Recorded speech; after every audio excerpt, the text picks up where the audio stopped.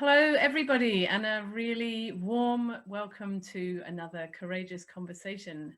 My name is Pollyanna, and I look after community engagement for Tree Sisters, and I also head up Tree Sisters Australia. And I'm really excited today to be speaking with Alexandra Pope from the Red School. Hello. Hi there, Pollyanna. It's a pleasure to connect with you. So some of you who've been watching Courageous Conversations know that these are a celebration of women's wisdom and courage and their voices. And I'm just going to share with you a little about Alexandra before we get underway with our exciting conversation that I'm really thrilled to get stuck into. So Alexandra and her co-director Sjanie have developed a radical new approach to women's health and well-being, creativity, leadership, and spiritual life based on the power of the menstrual cycle. In their upcoming menopause course, Alexandra will be leading the way with her post-menopause wisdom, having lived, loved, and been utterly transformed by her own menopause experience. Sjanie holds the other end of the menopause process, still cycling in her 40s with menopause on the very distant horizon. So I'm actually thrilled to be speaking with you on this topic because it's very relevant for me right now. But before we really get into the juicy menopause stuff, I'd love for you to share with all of us a little about how you came to be doing this particular women's work. I'd love to begin there, Pollyanna. And I always joke with women and say, you don't wake up one morning and go, you know what? I'll make my millions in menstruation. The most taboo topic on the planet. Now, I feel I came coded with this work. It was just, yes, I was coded for it. But as I look back now, there are significant moments of where, shall we say, something was awoken or activated in me. And the first was actually just before my first bleed. I'd just turned 14, and I had this extraordinary awakening experience in a school service on a Sunday evening. I woke up. It was incredible. It was amazing. And I always say that experience inoculated me against, it was a kind of grace, and it inoculated me against the shame associated with bleeding. So my blood came, my menarche was 2 months later or 3 months later, and it was early summer. And I just remember the light. It was filled with light, and I felt like I was walking on air, and I felt this huge pride. It was great. And it was this combination of forces that just set me up right for something. Of course, I'm a total innocent at this point of what is, down the track for me. And in my 20s, I was a good feminist. I am a good feminist, but I was very into women being empowered through understanding their bodies, that this should just be 101 of women's well-being and empowerment. And so I was very into natural fertility, charting my cycle just to know about it, but of course for fertility reasons too, as a contraception. And then the sort of very significant moment occurred just before my 31st birthday, when I got the most outrageous menstrual pain out of nowhere. And this pain came every month, and it would last for about 4 days. And of course, I wasn't going to take drugs or have surgery. I had long since abandoned that approach to health and well-being. And so I began this odyssey. I remember saying very clearly to myself, my body is talking to me. I'm going to believe in it and follow it. And that's a very powerful statement I made. And it's not an easy thing to do when you're trying to manage a normal life in inverted commas. And, but I did, I had no choice. And the rest is history. My body, it was revelation. It was just revelation. Total revelation, unfolding over time. I'm like over 40 years now of holding this work, and I never cease learning and deepening into it. It just moves me more and more. And it's always the individual story, my own as a starting place. And then, of course, I started teaching this work, but I was also a psychotherapist. And so, you know, in my practice, and it's, when you listen for something, it's everywhere, you know, it just started coming through. Yeah. Women's stories, experiences, and I'd go, oh, yes, I'd see the deeper process at work underneath it. And it was like piecing together a map, Pollyanna. And so when you say that you followed your body, what do you mean by that? Like, what does that mean? Well, good question. This is what I call the early prototype of menstrual cycle awareness, because I didn't want to take drugs every month when the pain came. And that meant knowing where I was in my cycle and organizing my life around it. And of course, it wasn't always that simple. On the contrary, you know, because I was partly self-employed and partly employed, and so I still had to turn up for work, and I had to on occasion take painkillers. But the more I paid attention to where I was in my cycle and prepared for menstruation, and then I ideally had to take space for myself at menstruation, so I could just travel with the pain without taking drugs. And that's, boy, talk about going cold turkey, you know what I mean? Sort of, well, I don't know, that's not quite the right phrase, but facing down that pain, really living into that pain, it was like having all the veils stripped away from you. And but by not taking the drugs, and of course I was combining that with dietary changes, and I was receiving acupuncture and that sort of stuff. Yeah, it was just being mindful of where I was in the cycle and taking space at menstruation as much as I was able to. And both the pain started to diminish, but the revelations also came. Wow, I've got so many things I want to say about what you're saying. Firstly, I think it's remarkable that you had a first menarchal period that was free of shame, because I think that's not the experience of many women. I certainly know it wasn't my experience, especially in a school environment. There's so much to say just about the menstrual cycle, but I'd really love to talk about the menopause stuff.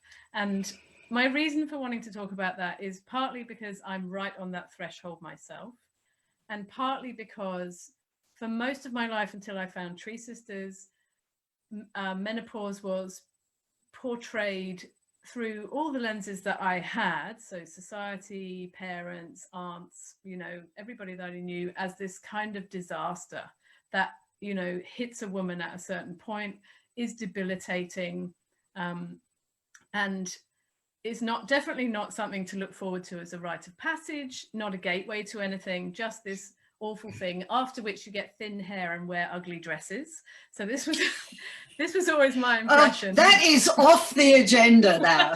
Absolutely off the agenda. No thin hair and horrible dresses. No horrible dresses. Yeah. So when I came into Tree Sisters, I was exposed to a lot of women around the world who were in their 60s, who were post-menopause, who are having this great time and have said to me repeatedly, you know, this is something to look forward to, and we're loving it. And so I kind of had my eyes opened a little bit to a different way of framing up menopause as a gateway to a whole other part of life.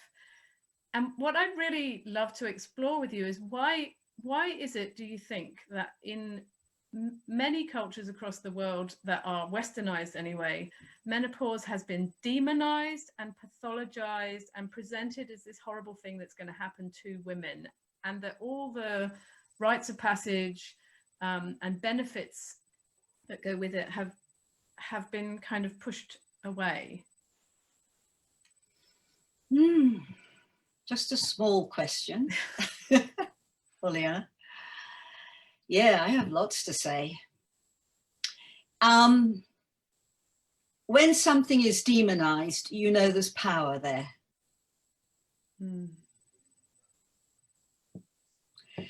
And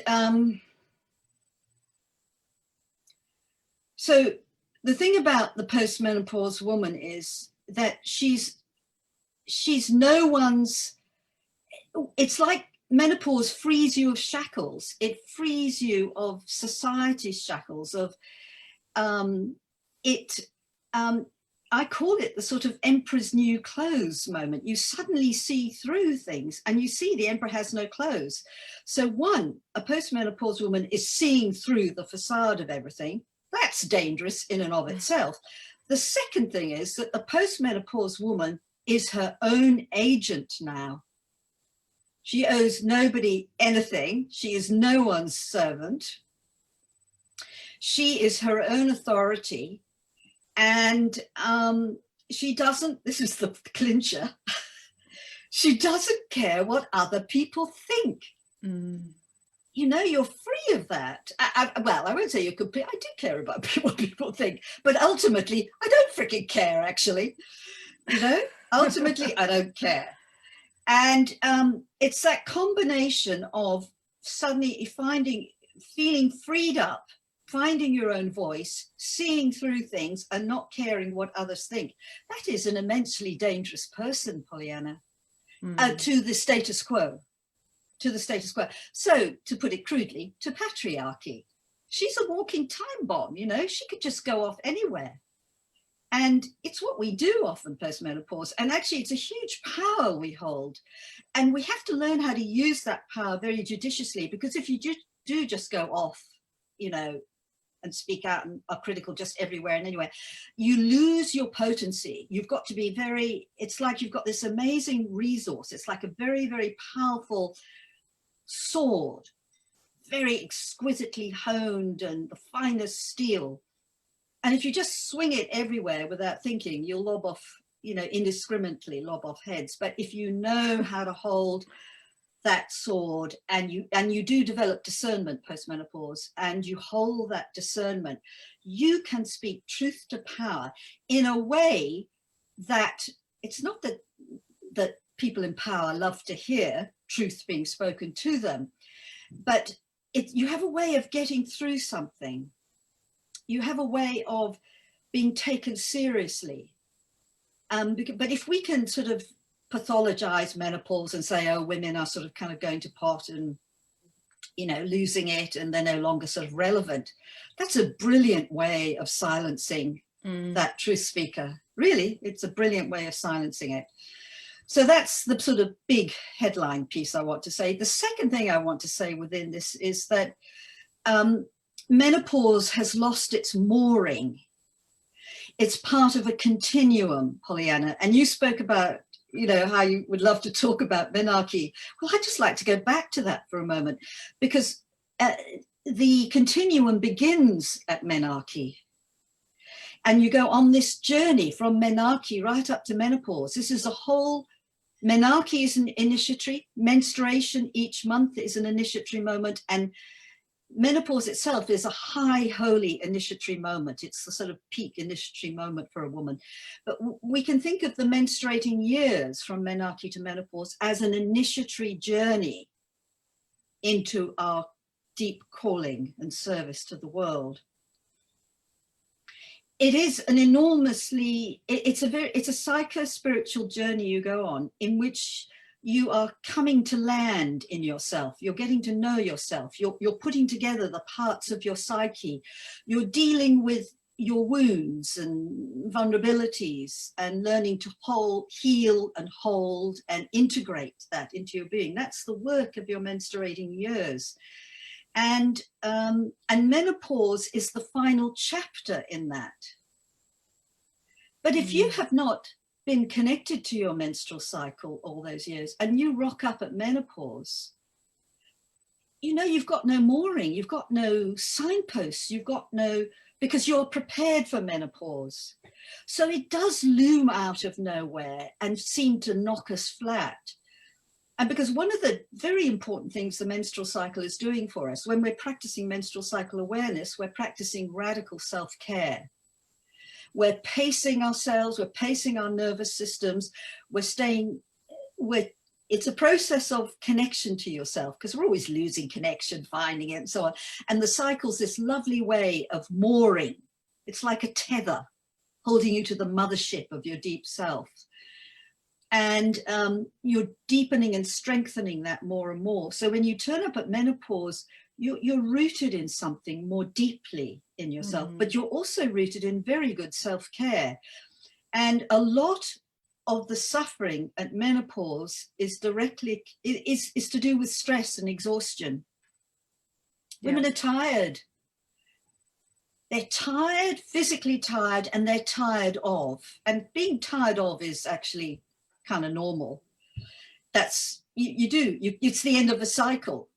And the end of the cycle, yeah. And those women are often have teenage children at home. They may be, you know, in responsible positions in their work. You know, there's a lot of things piling up at that time. Yeah.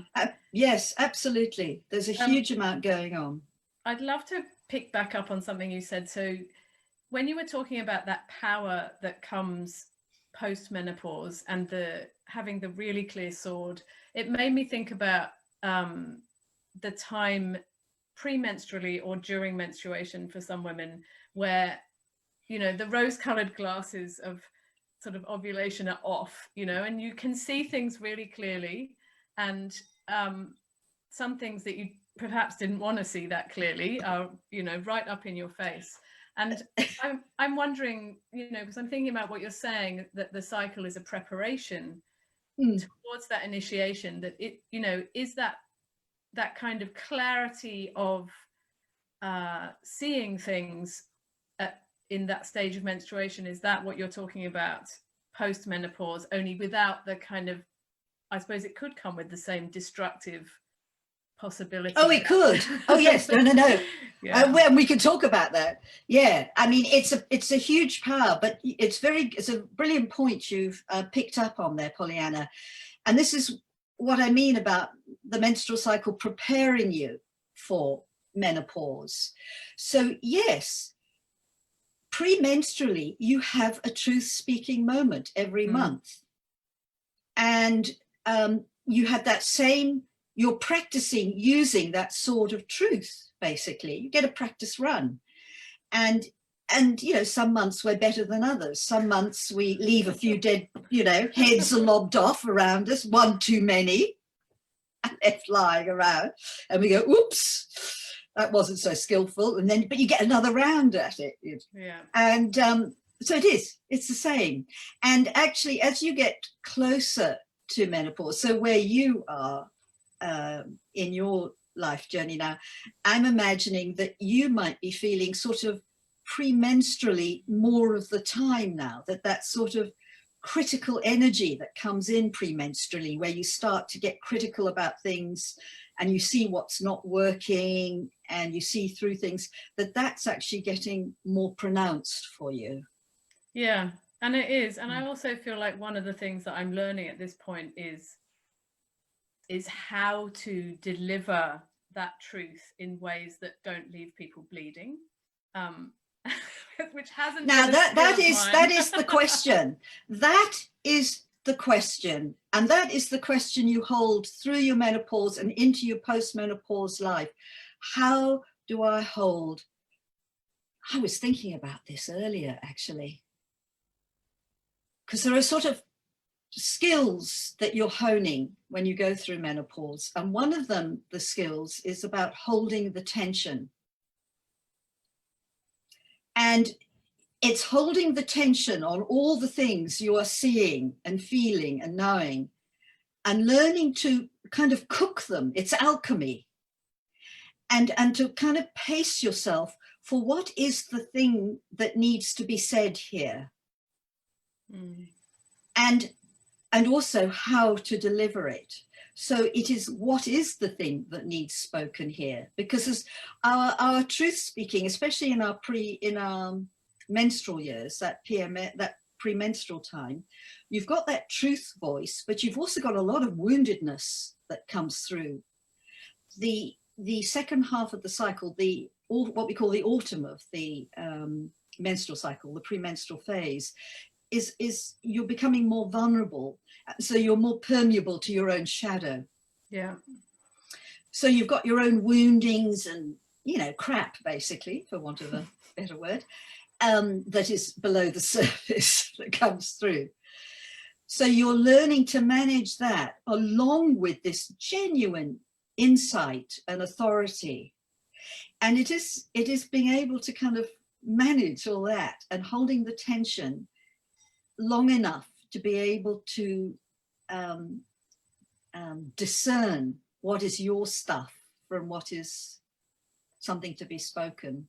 Yeah, I so feel that at the moment. Like I so feel that tendency developing in me, you know, that capacity developing that I certainly haven't had in the past.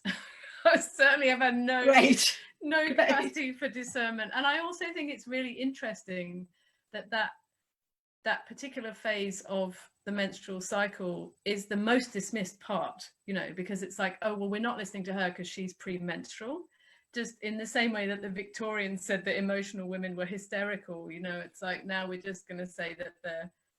So I find it very interesting that the power post-menopause, you know, that's been dismissed, and it's the same been dismissed during the cycle. Precisely, yeah, it's the same story.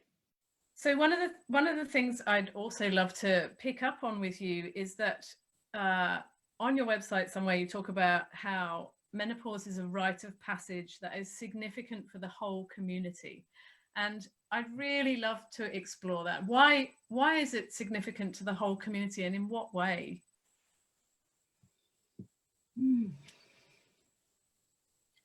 That is such a rich question.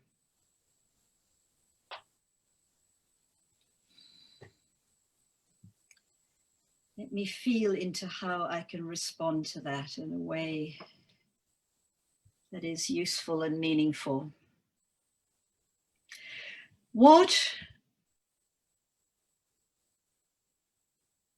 It goes back to this thing of sight, of seeing through things, but let me pace this now.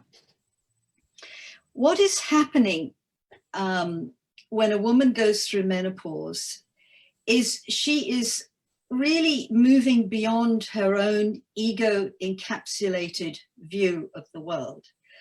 Now, hopefully coming up, you know, through your menstruating years, you're developing a healthy ego, but you're also, well, especially in the second half of the cycle, you get opened up to something bigger than that, to what we, you know, what I loosely say, the world. So that you're learning that it isn't all about you, that there is actually a bigger consciousness at work. And at menopause, this is happening very, very powerfully. You are surrendering, it's like you're surrendering a set of clothing and you're naked for a while and you're navigating your way into a new consciousness. And this new consciousness is a consciousness where you and the world are one. It's no longer about you anymore. You're stepping into a, gosh, the words are just not quite with me at the moment, but they will come. There's a very particular, a co-creative consciousness. You know, almost exclusively now, you can't, I mean, of course my ego is alive and well within me. Pinging away, as I like to say. But I had this lovely conversation actually with Shamali Adar, and she said, I notice now, you know, she was essentially saying something like, I notice I can't react in the same way now because I have a deeper mission. I thought, yes, you know, that is exactly it. You can't get caught in your story. You can't get caught in your stuff. You stepped up to a new level of responsibility, and it's not about you anymore. That is the deeper mission. You're stepping up to serve the world in some way, and you're doing that through the particularity of who you are, Pollyanna, through your unique calling, your particular intelligence with a capital I, you know, the thing that's the principle at the heart of you that's organizing you. That is connected to something that's needed in the world. So menopause is significant because a woman is navigating this for the world, for the community, because she's navigating this extraordinary passage to step into this new level of responsibility and authority. And she needs to be supported so that because it's like she has this extraordinary power in her. And if she's not supported to come into congruence with that power, then she just comes out feeling a bit mad and crazy and, you know, a bit scattered. But, you know, really, I always say, actually, I always joke with women when I run workshops, I say, look, you've all got to go into politics. You just got to, you know, we need more postmenopause. And of course, you take that word politics loosely. It means, you know, you're doing politics, I'm doing politics, you know. Go out there and do stuff. You know, you've got chutzpah now, you've got something. But I tell you, there's something very, very significant in here about menopause for this role of leadership in the community.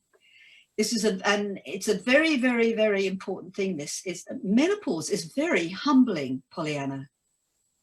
And this humbling is the secret ingredient that helps us to manage our power wisely. We're broken open. And I don't trust anyone who hasn't been broken open. And I can hear when a leader has been broken open. I can feel it in men, in women. I can hear when they've been broken open. And I go, oh, yeah. I can feel my spirit go, yeah, I can trust this one. I can feel a peace in me. It's because they have experienced their humanness. They've also experienced that the world is not black and white and there's a massive complexity at work, and that they have grown up a little and they feel a little humility in face of that complexity and who they are in the face of that. And I think if a woman can do menopause well, she can come out with a very delicious authority. She'll come out, I hope, with a sense of humor. That's another secret ingredient of this service to the community, Pollyanna. But she will come out with humility. And it's not about her anymore. So when you say a woman needs to be supported by the community through menopause, what would that support look like?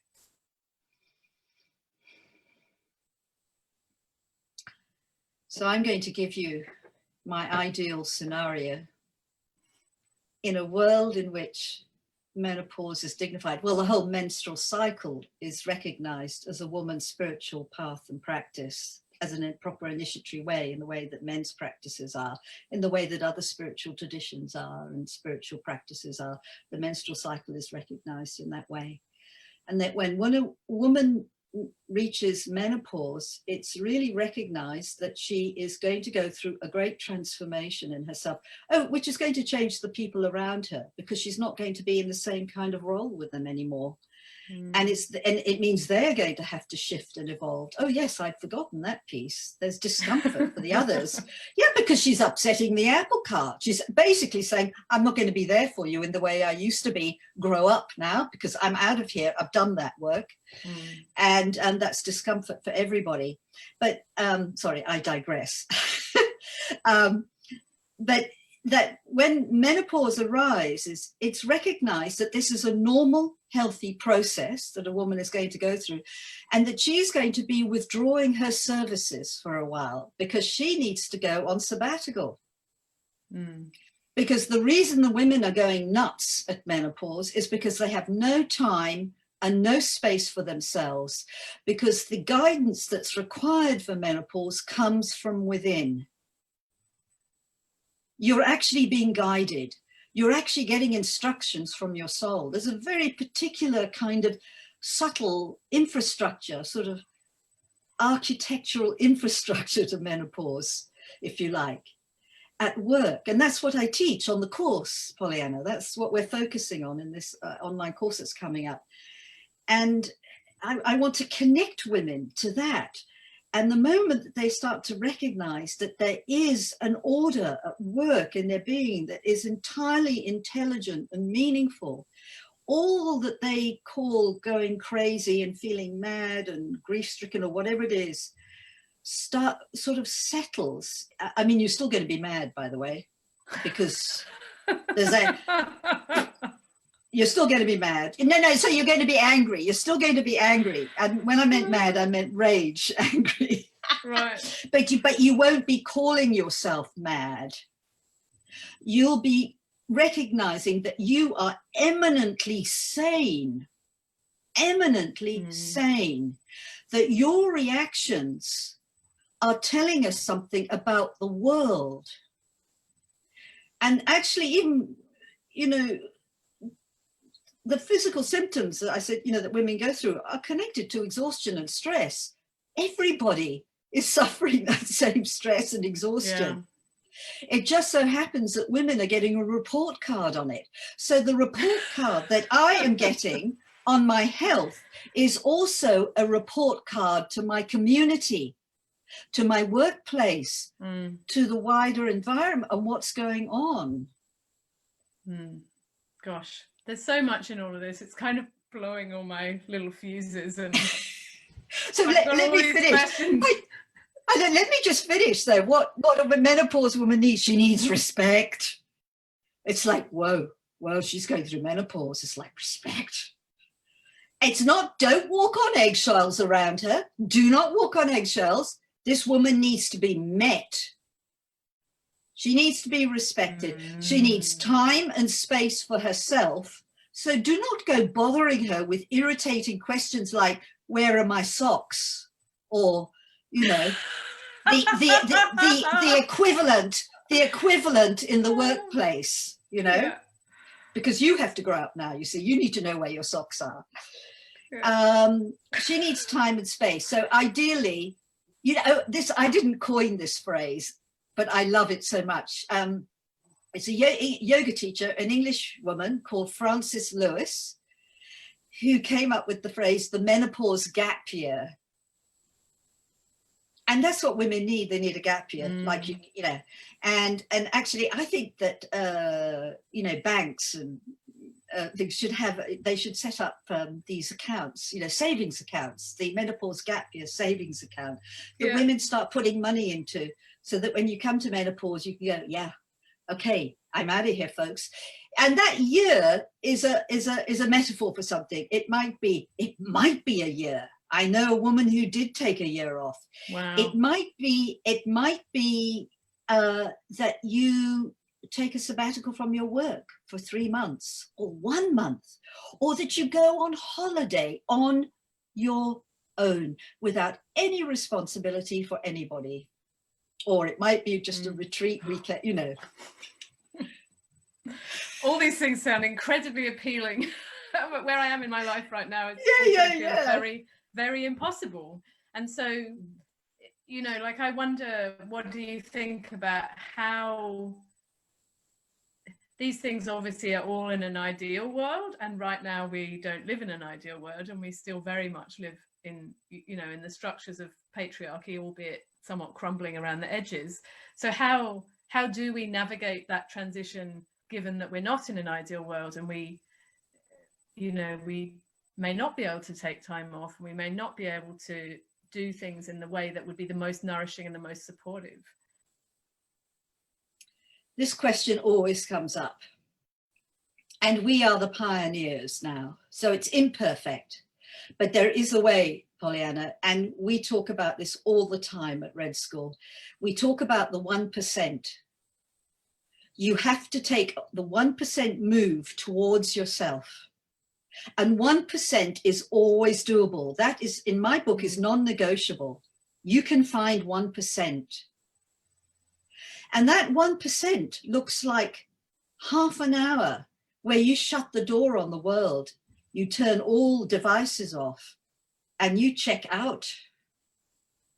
That 1% is saving up for a day away somewhere, just treating yourself You don't have to go and sit on a mountain or no, you might just want to go on a shopping expedition to London on your own. I live in England, so maybe you just love to spoil yourself with a lovely item of clothing or a lovely treatment for your body, and you're going to save up for it, and it's all about you.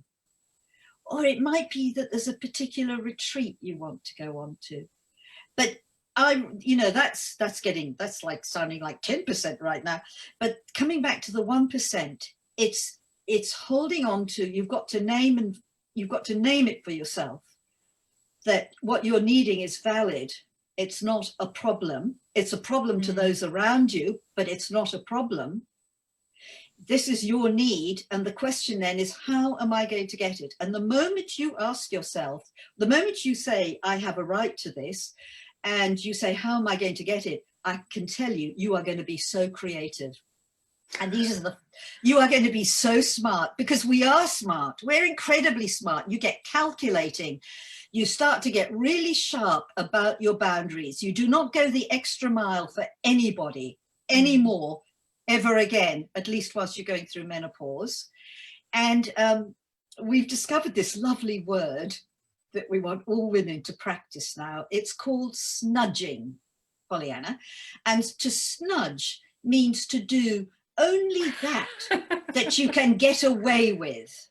Do only that which you can get away with. So you do the absolute minimum to manage your working life. But you look like you're delivering on everything. That's a very confronting idea to me, because yes, but you're a mother, and you know. Yeah, and it's for me anyway. It's always been the way is to give to the maximum of my capacity to whatever I'm doing. So the idea of snudging feels difficult, but I really appreciate what you're saying, about as soon as you give yourself permission, you get cunning. But I also notice when you give yourself permission for self-care, the opportunities, the windows open up. Yes, they do. That's the whole point. It's a bit like when you have young children and you don't have any time to do anything. But if you give yourself permission to do something, somewhere in the day, a window will appear, and you can either take it or you can carry on as normal and, ignore it. But when you take it, it's sort of like magic. Do you know what you have said is very, very, very powerful. That is exactly what it's like.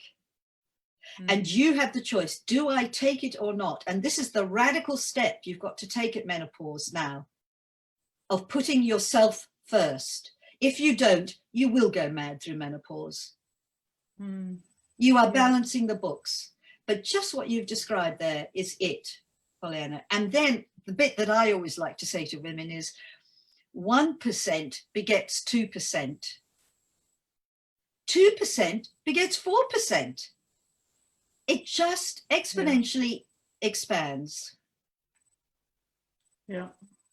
So before we run out of time, let's talk about the relationship between menopause and feminine leadership. So I'm really interested in this. I'm sure there's other tree sisters that are really interested in this. Not that the rest of it isn't also incredibly fascinating, but as we are an organization that is really encouraging and supporting feminine leadership, and particularly feminine nature-based leadership, I'd love to know what that dance is between the menopause and feminine leadership, and what that feminine leadership looks like post-menopause. Is it different to our standard idea of what a leader is?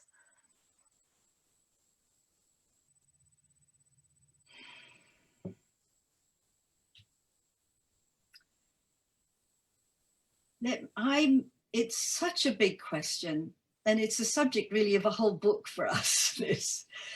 And I'm sort of feeling my way in the dark to respond to this. And maybe this is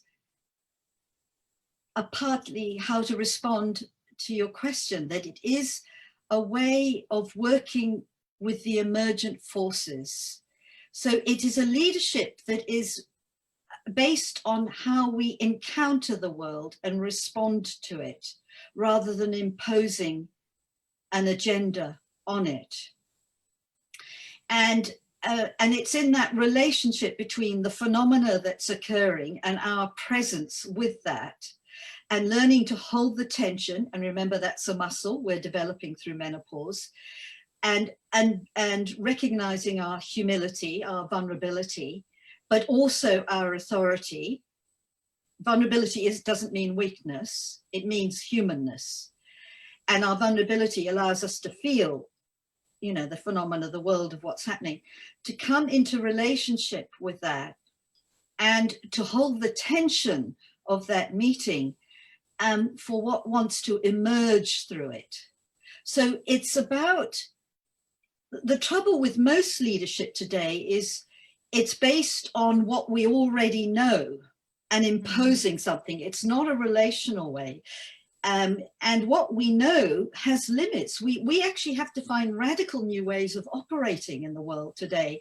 And our old models and things, and old approaches, if you like, they're not redundant, of course not, but they can't take us to where we need to go. They're part of it, they're not the solution, the full solution. And the full, well, whatever is the full solution, I won't use that word, full solution, sounds horrible. But what's needed is to recognize that the phenomena of the world is like a sentient presence almost. It has its own logos and intelligence at work. And we come into relationship with that and find how we can serve our peace. And you see, I'm doing, my work is world work.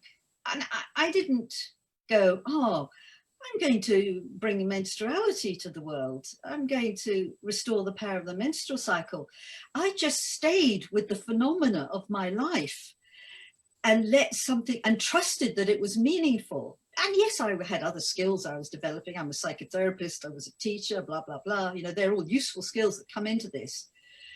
But something emerged from it. So feminine leadership is a sort of co-creative approach. It's working with the emergent forces, and it requires both this capacity for restraint, and that's where you're allowing yourself to be touched and affected by what is happening, and pacing, and it involves your inner life, not just your brain your brain will not work it out now.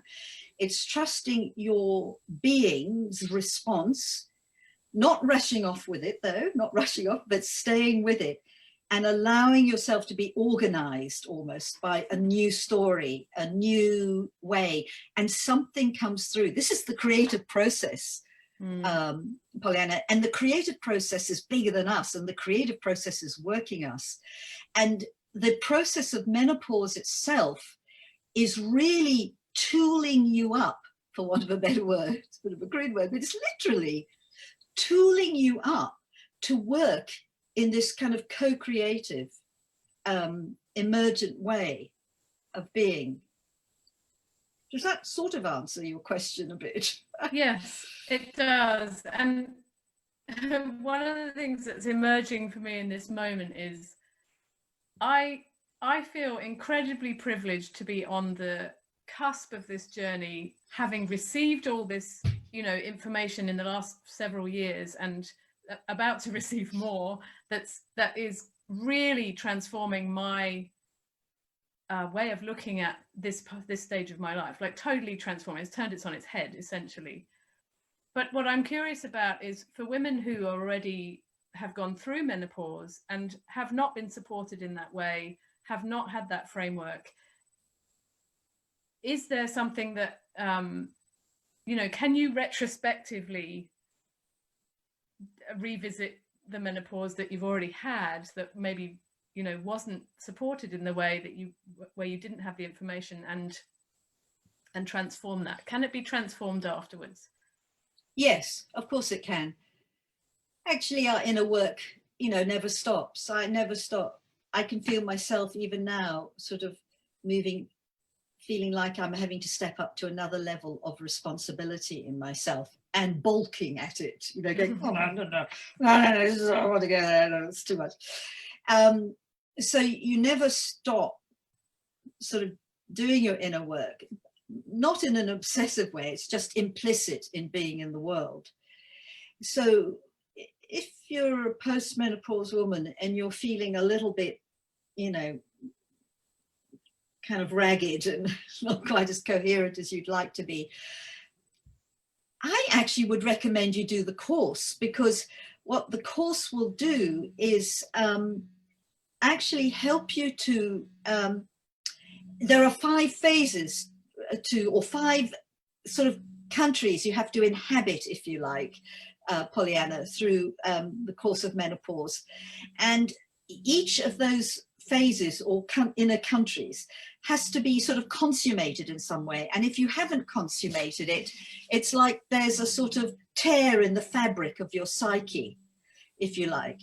And so through the course, you can sort of tap in and work imaginally with those layers, those phases, and find which phase is not sort of complete for yourself, and then kind of go away and do your inner work around that. So that actually is the best response I can give, really, to those women. Thank you. I think it's really good to know. I mean, I suppose it's a little bit like if your first period was dreadful, you can imagine it. You can indeed. And change. Yes, and we have a course, an online course that a woman can do anytime to go back and revisit that. And in fact, it's something that we strongly recommend to women going through menopause, to actually go and revisit their menarcheal journey at the beginning. Yeah, absolutely. Yeah. I actually saw that that's something you do, and I thought, oh dear, well, I'm going to be in trouble because I don't actually remember. Yeah, but actually you don't actually have to worry about that, because you're reimagining it. But you'll be surprised. You'll be surprised also. You'll remember some things. You'll remember the time phase a little. You'll remember the ingredients of what was going on around you, because that all gets imprinted on you. You will remember stuff. It may not remember the precision of it, but you'll remember stuff. Great. So that sort of leads us neatly to the course, and I've put a link in the description that goes with this courageous conversation if you want to go and explore the course. And one of the wonderful things about the course is that each person who participates, 10 trees will go in the ground through Tree Sisters. Yay. I'd love you to share with us, Alexandra, why Tree Sisters and why trees? Why are you partnering up with us in this way? Well, firstly, there's a sort of visceral response I had when I first encountered Claire. And she actually hadn't birthed Tree Sisters. She came to a workshop I ran in Nailsworth in Gloucestershire, where she learned about this work, and I encountered her there. And then I heard her story, and then when Tree Sisters was launched, I just felt this yes in my being to it. You know, it brought together something very practical, because planting trees is one of the things that can have an immediate effect on the planet. It's not down the track, it's immediate. And it is both in terms of climate change, but in terms of beauty as well, you know, restoring nature, just that for our souls. So that in itself, but this whole idea of empowering women as well, it felt like this was the most extraordinary combination. But the truth is, my head wasn't thinking all that. My being was going, yes, absolutely, yes, yes, yes, yes. And so I've been connected to Tree Sisters right from the beginning. But then more recently, you know, I got that magnificent book of which Paul Hawken is one of the authors, Drawdown, that was it, we talked about it earlier. And, you know, they list 100 things that have been researched that would change, that would help us to turn things around on the planet. And planting trees and empowering women, I think we reckon they're actually in the top 1 or 2 or 3 of that whole list of 100. Isn't that mind-blowing? Yeah. And Tree Sisters, that's the combination of those two. I mean, why isn't everybody supporting Jesus? Yes, well, exactly. Yeah, for us, it's a complete no-brainer. And because we know Claire and and many of the people who have been connected with Three Sisters, it's just a real pleasure and a joy, yeah, to be able to do that. It's fabulous. Thank you so much for sharing that. So I think we'll wrap up now. That was a totally fascinating and mind-blowing conversation for me. There's so many things for me to go away and think about and assimilate, and there may be questions from people afterwards when they watch this. I would really love it if you could if there was something that you could share with everybody as a parting message, something that's maybe arising through you right now. What would you like to share as a parting message? Thank you. The word that is coming to me that's very strong right now is this word trust, Pollyanna. For women to trust the integrity of their own being, to trust what is coming through them and not to dismiss it as mad, bad, crazy, or whatever. It's only feeling crazy because you just don't have the time and space to be with it usually.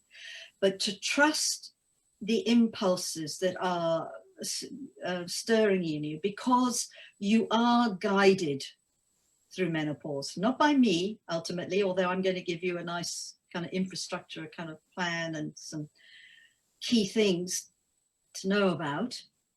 And I hope above all that the course will be building this deep trust. But it's trust that you are held in something. And we women haven't been taught to trust our bodies. That's what's so heartbreaking for me. But if we trusted our bodies, when we arrive at menopause, we would go, oh yeah, I don't want my cycle to stop. No. But oh yeah. I know this is the next step of the journey and I must step up to it. There would be a restedness in themselves. Yeah. Trust. Thank you so much. That feels like such a relief in my heart just to hear that. Yeah. Thank you so much for taking the time to be with us today. It's been such a pleasure. Pollyanna, it has been a complete joy. It's been such a satisfying conversation, I have to say. Just really the most wonderful questions. Good questions are just exquisite. They get my creative juices going. It's like it opens up something new for me, It does. Yeah, it's good. Thank you very much. And thank you everyone for watching, and we'll see you again really soon.